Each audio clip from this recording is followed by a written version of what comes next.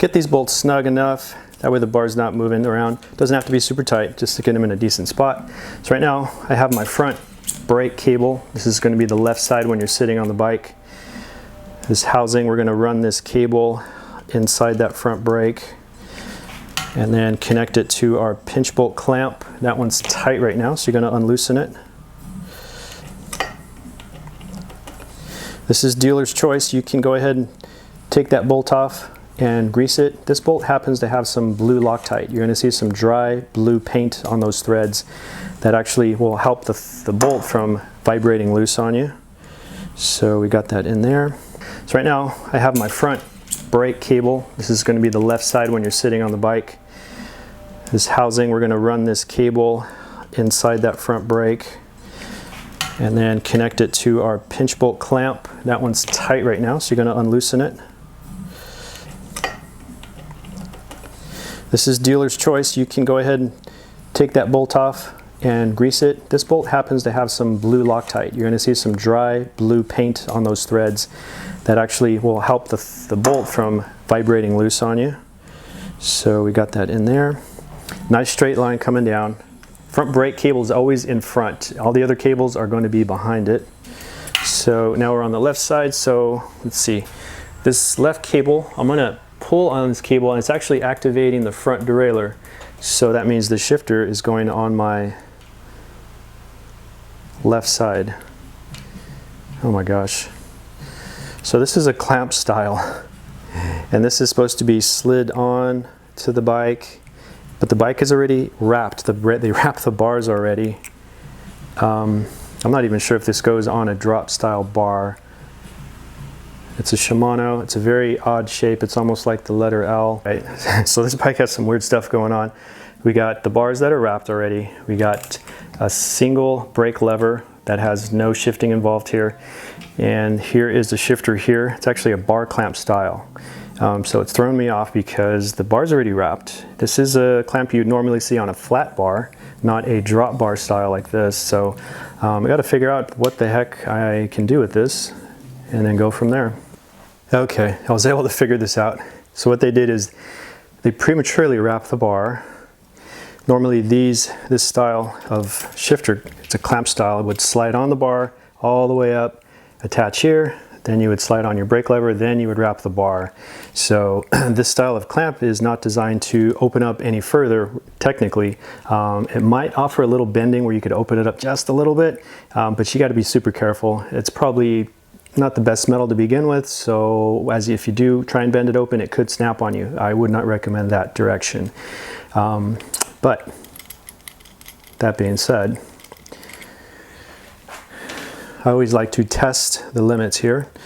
So right here I'm reading 1, 2, 3, 4, 5, 6, 7, reads Shimano. So this is actually going to sit right about here. Just gently bending. Again, taking your chances when you do this. And this would be on you if you break it.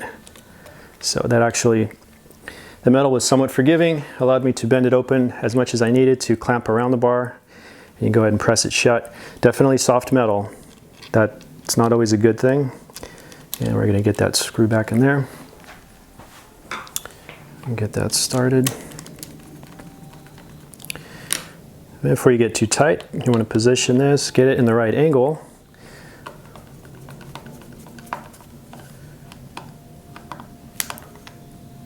Okay, get it tight enough so when you go to test it, it doesn't slide on you. So, disaster avoided. Okay, excellent.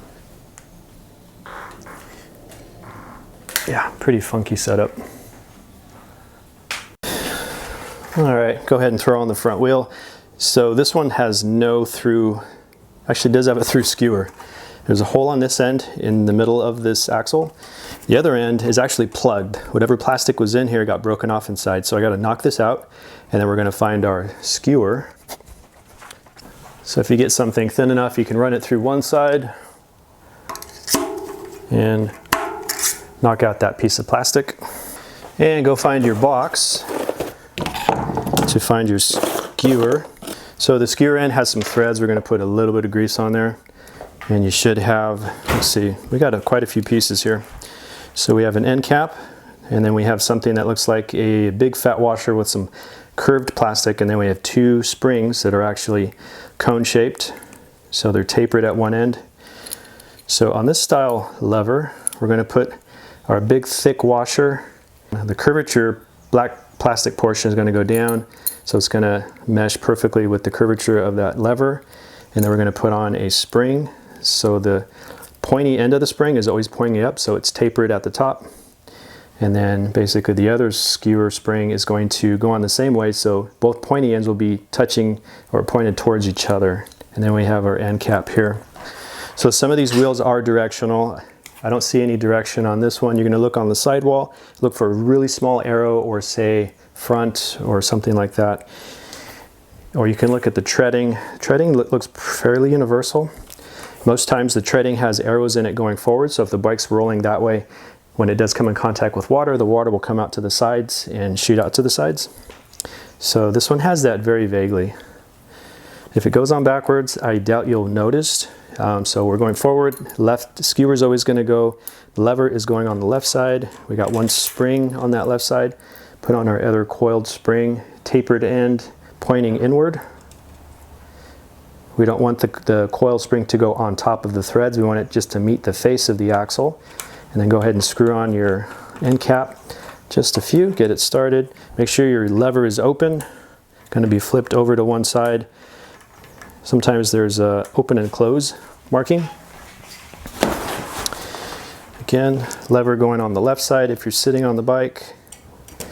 If you have trouble getting this in here, you may have to press the fork leg in or out. It might be slightly bent, which is not uncommon for a certain level of bikes being bought online.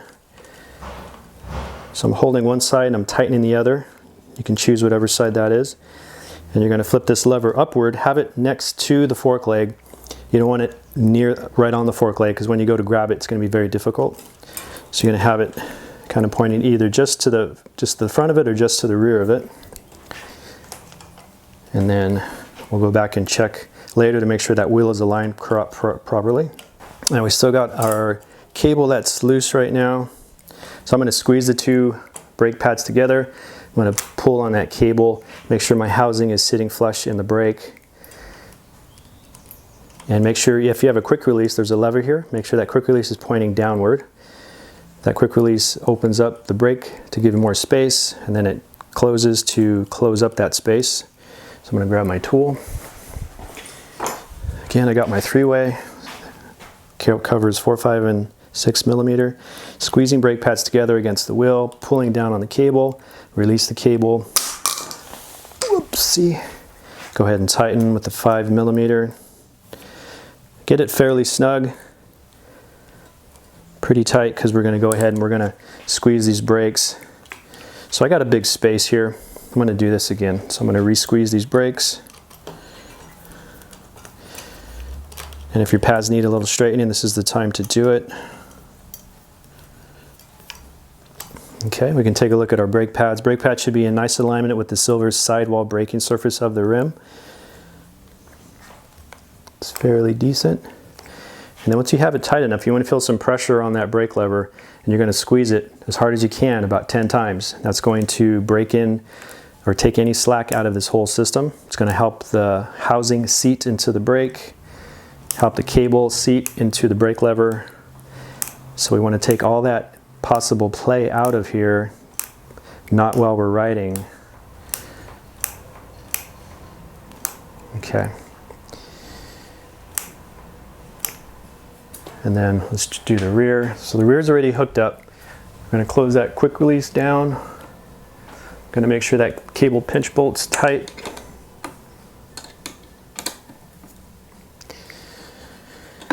All right, and go ahead and squeeze that brake lever. That's the right lever if you're sitting on the bike. Squeeze it about 10 times.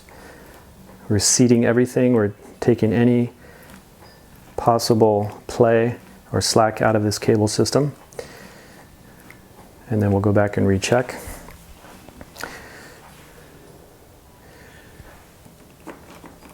Feels pretty decent.